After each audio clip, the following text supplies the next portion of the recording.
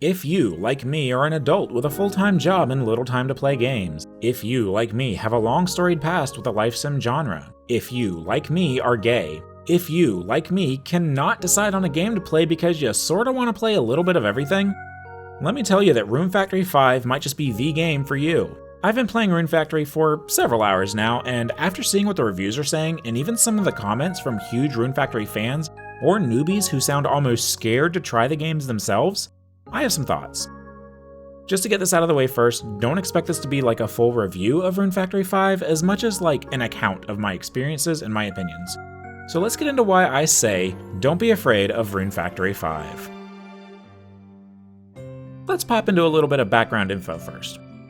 Rune Factory is a spin-off from the Bokujo Monogatari series of games, or as you may know them, Harvest Moon only up through A New Beginning, and Story of Seasons.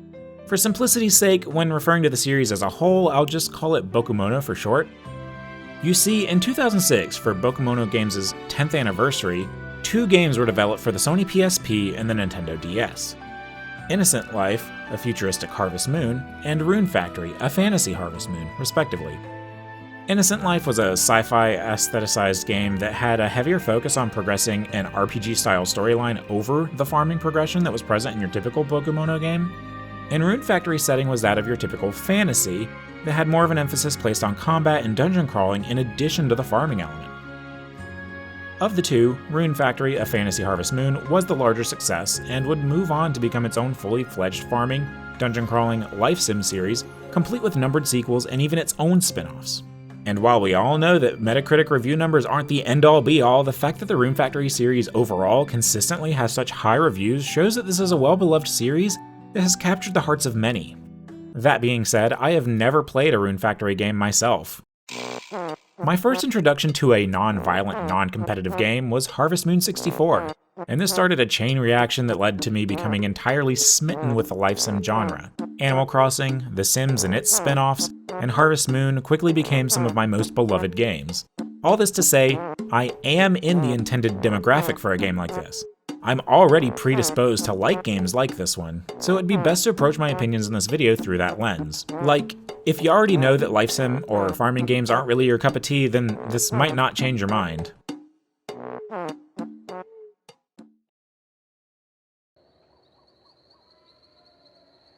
Rune Factory 5 starts with a pretty inoffensive plot. Your main character wakes up in the woods with amnesia, hears the cries of a young fur were-animal named Hina, who is being attacked by monsters. You fight off the monsters, and you and the girl head to the safety of a nearby town named Rigbarth. From there, you're accepted into the local branch of Seed, an organization that spans the Kingdom of Norad and acts as a sort of peacekeeping organization. I don't really like that wording. Think more along the lines of like town guardsmen rather than cops. Captain Livia, head of the Rigbarth branch of Seed, then provides you with lodging in a small plot of farmland, and then you get put through a simple tutorial of the most basic aspects of tending to your crops.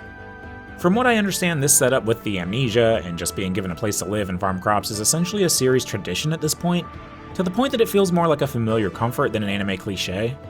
I won't get too far into the story since I'm not too far into it myself, but while the story does ramp up after a short time, this slow start to the story in particular is something that I quite like. In fact, I quite like slower starts in many of my life sim games, and I feel like that's an aspect of them that goes overlooked quite frequently.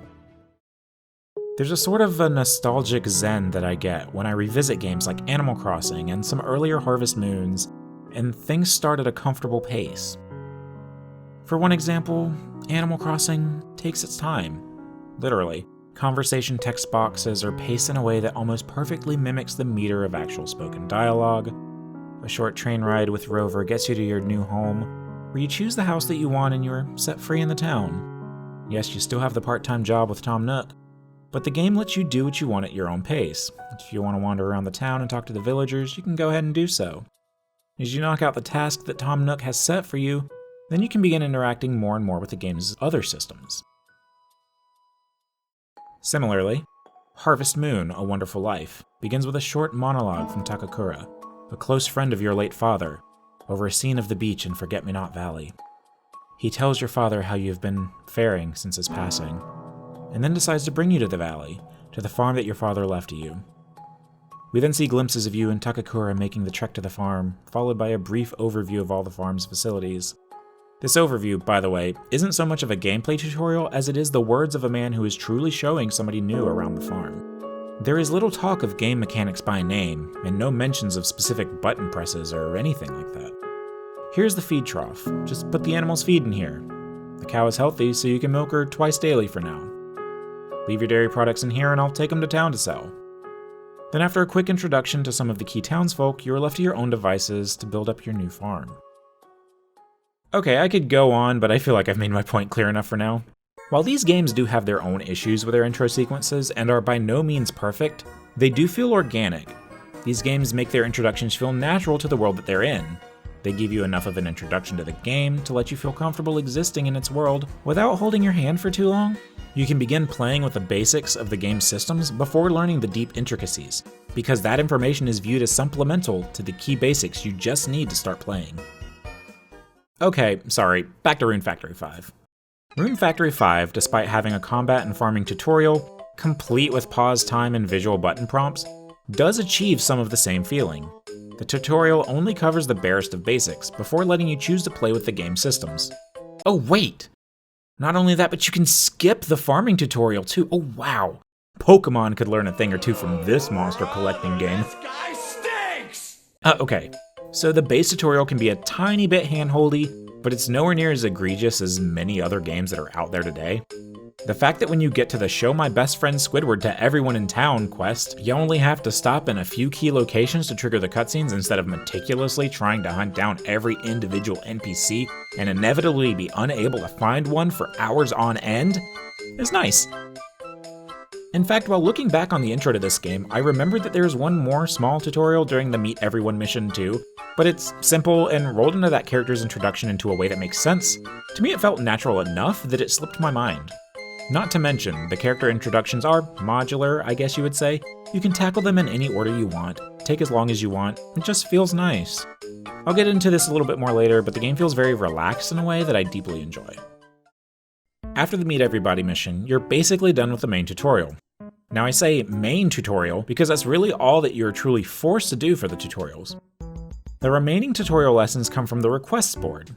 Miniature lessons about crop quality, learning how to cook, etc. are all combined with challenges and are framed as requests from the local townsfolk. For example, a request to grow and ship potatoes that comes from a character wanting french fries might seem like a simple flavor text mission. However, it still serves as a lesson early on showing the player that other crops can be grown besides the turnips that you were given at the start. Some of these lessons may be more, shall we say, camouflaged than others, but they still serve their purpose of letting the player learn at their own pace. Some lessons may unlock things, such as new seed types at the shop or a free hammer or axe to begin gathering stone or lumber, but thankfully it doesn't feel too restrictive in my opinion. And when it comes to the tools, you can build them on your own if you choose not to wait for the mission to appear.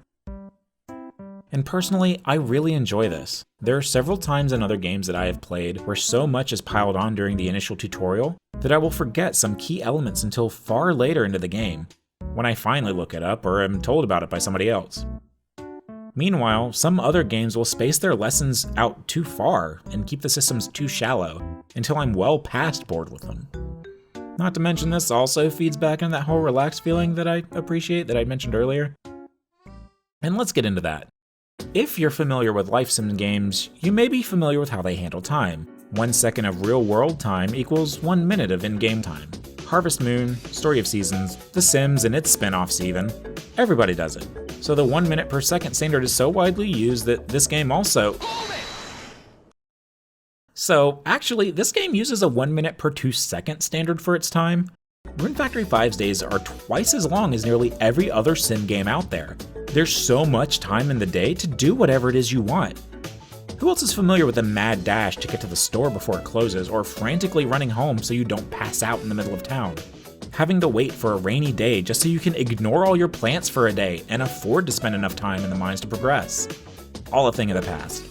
I have enough of a time buffer in Rune Factory 5 that I don't need to worry about the days running out. Okay, so lately my husband and I have been doing this thing where he's playing Elden Ring or Horizon or Tales or whatever on the TV, and I'm sitting next to him on the couch with my Switch in handheld mode and I'm playing Rune Factory 5. And sometimes something will happen on the TV while I'm, say, like watering my crops, and I'll just look up and watch or help him solve a puzzle or something and not have to worry about the passage of time because the days are such a comfortable length.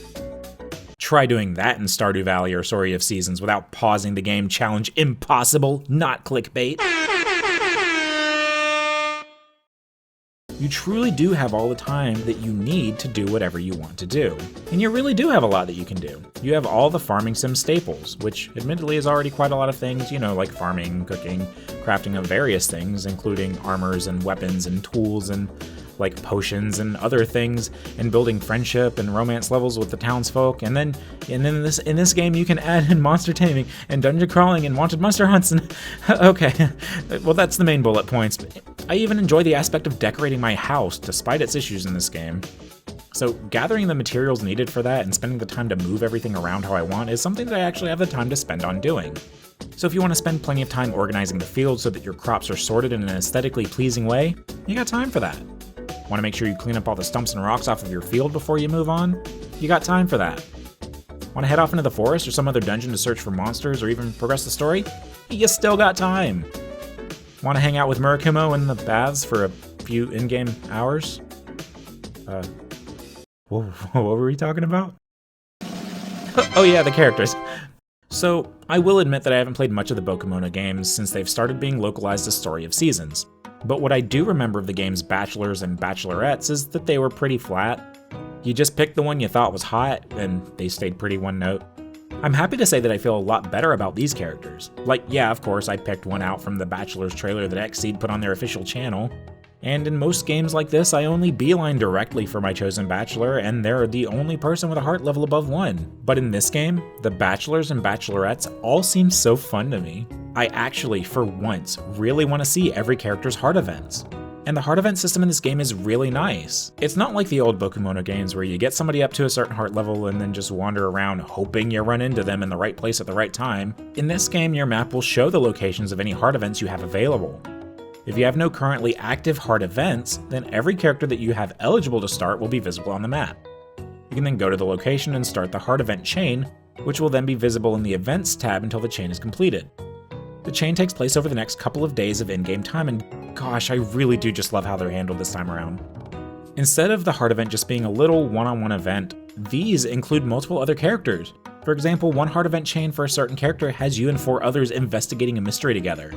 Another would have you going around town asking for help organizing a day off for your potential love interest. These little touches make the characters feel that much more real. You run into them while they're hanging out with others. You feel like you're part of the friend group, or like an included member of the community. And the community itself seems fun. For one example, Yuki here might seem like your typical old lady character, but she's a little bit of a rascal. If you talk enough to Randolph, he'll mention that he has a hard time making raisin bread because Yuki just can't control herself and snacks on all the raisins. In another character's heart event, you see that Yuki is part of a little gossip group that includes some of the younger women in town. I know some previous Bokumono games have this thing where you have to deal with the passing of an elderly member of the community, and I can just say if Rune Factory ends up doing the same here, I will be utterly heartbroken. I love this sweetheart. Getting back to what I said previously about learning more about Yuki from her husband, Rune Factory 5 really seems to like keeping its characters' stories interconnected. I learned of Martin's birthday from coincidentally talking to his mentor Derek the day before. Likewise, I found out that Cecil likes fruit sandwiches because his brother Martin was mulling over what meal Cecil would appreciate most for his birthday. The day before Palmo's birthday, you can find Riker planning pranks for the big day. You see, in Rune Factory 5, your calendar starts off very empty. There's very few festivals on it and no birthdays marked other than your own. In order to learn a character's birthday, you either need to accidentally run into them on the day of, or you can have somebody close to that character tell you ahead of time. It's just one more little touch that feels really nice to me. And when it comes to raising your relationship levels with everybody, it's easy, or at least easier than in other games. Partway through the first month, and I have most people up to level 2 or 3 just by going about my business and giving gifts occasionally. Then, once you get somebody up to relationship level 3, you can invite them to join you for adventures. Having characters with you on these adventures also slowly increases their relationship with you, so making friends enough to invite the whole town out dungeon crawling with you is a valid enough strategy for the most part. And adventuring with the townsfolk it's okay. Combat in general in this game is serviceable. There's a wide array of different weapons to choose from, and you're very likely to easily find one that you like. I don't really know what to say here. The story is gated behind completing the dungeons, so you do have to fight your way through dungeons at some point if you want to progress the story. If I wanted a super deep and intricate combat, I would play something else. But in this game, it functions well enough and is a nice change of pace from just focusing on your farm work. You can dungeon crawl or just wander the open fields, weapon in hand, whenever you want to shake things up. The dungeons so far aren't too bad. They look rather nice, even if the initial few are the typical forest, ruins, lava caves, ice caves, but they're still pretty. From what I understand, the dungeons get a bit more interesting as you go along, and I'm not there yet, but the dungeons for now are still nice. You may want to revisit them periodically to gather ores or other materials. Ooh, keep in mind that you can also fish in the waters for some of the dungeons as well. And you may also want to capture the monsters you see out in the wild or in the dungeons. When you capture a monster, it will fight by your side temporarily. Additionally, if you pelt the poor thing with several gifts before or after catching it, it will join you permanently and reside in one of the barns you've built. Monsters in your barns will leave resources in them daily, and after some time building up your relationship with them, you can have them work in the farmland as well.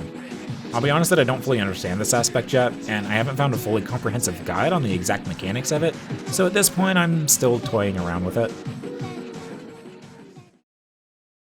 So with me constantly singing this game's praises, what's the big holdup? What's causing the negative reviews that are scaring people from the game? Well, there are a handful of negative points to this game that many reviewers have brought up, and I'll be bold enough to say that most of them, despite being offered up as objective facts, are actually quite subjective in nature. Let's start with some of the big ones, graphics. So, I will make my position known here. I land firmly in the camp of, I want shorter games with worse graphics made by people who are paid more to work less, and I'm not kidding. So my take on this might be a little spicy, I guess, I don't know. Like, okay, so yeah, big AAA games are pretty. Horizon, The Last of Us, Tales, yeah, sure, they're all pretty, of course they are, but look at Harvest Moon: A Wonderful Life, look at Sonic Adventure 2, heck, look at Final Fantasy 12. These games, despite their aged graphics, are still fun as hell. And I will look at anything with, quote, lesser graphics in the same way that I do these games. If it's fun, it's fun. When people say, ugh, it looks like a PS2 game, yay? I love those old games with their chunky graphics. I don't care if I can see every ripple of bark on a tree, I won't be sitting still with my camera close up to it. I'll just play the game. As long as the tree looks like a tree, I'm pretty much satisfied. So when a review says something like, the world itself is full of flat textures and long stretches of bland empty space, the visuals, though not without charm, are rather simplistic and flat. Textures are muddy, models are chunky, environments are flat and blocky. Everything here looks a few generations old. There's one corridor you'll frequent that honestly looks like it fell out of an early bargain bin Dreamcast game. I actually get a little bit excited. While I know this really doesn't sit well with everyone, I truly do enjoy the game stylings of yesteryear. You say a game has graphics on par with the GameCube, then I'm all for it. Now, performance, on the other hand, that's a different story. There is a notable hitch and drop in frame rate every time you enter and exit a building, or Rigbarth proper. Sometimes there's a little bit of hitches when there's too many enemies and stuff on screen, or in the area, I think. I'm assuming it has something to do with loading and unloading all the characters in town, since you can notice the same stutter when in menus that involve townsfolk, such as the model viewer and the requests screen. Personally, this really doesn't bother me that much, though this is truly up to personal preference. I remember playing .hack GU on the PS2, and the game would slow down when I fired off too many attacks, which is, you know, how you're supposed to play the game. Still had a blast with it anyways. I recall having slowdowns while moving buildings around in Harvest Moon Magical Melody to tie it to a game a little bit closer in genre to this, and it didn't bother me. If you've ever had to play a PC game on a hand-me-down Dell, well, this is much better than that. But that may also be the type of experience that makes these performance dips acceptable in my eyes. Also, as I was writing the script, I stumbled across a couple of Reddit posts that suggested moving your game data to the Switch console instead of the SD card would help resolve some of the stuttering issues. I tried it and I think it might have helped some. Tell you what, here's some clips of before and after I made the change, so both you and I can see if it lessened the frame rate issues by a noticeable amount. I haven't actually compared them yet, so here we go.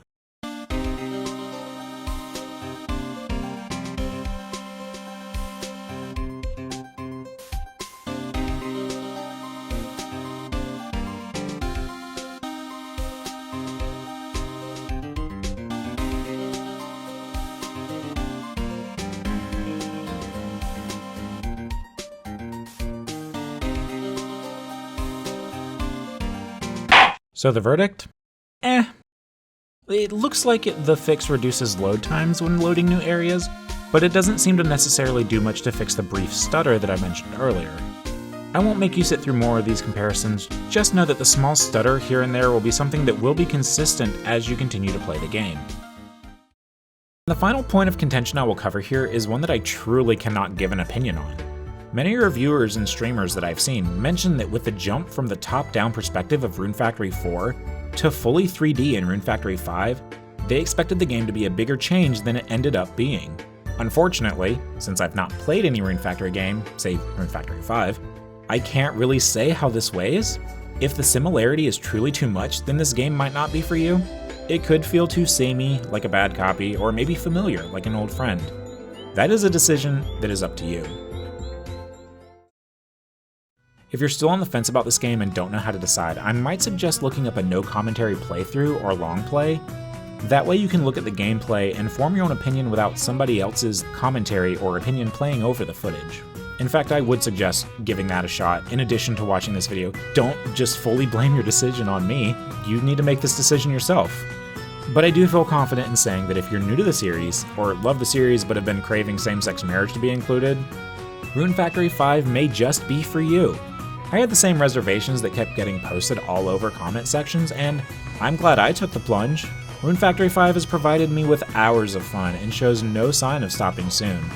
At the very least, just don't be afraid of Rune Factory 5. Thank you for watching. And that's it. Whew!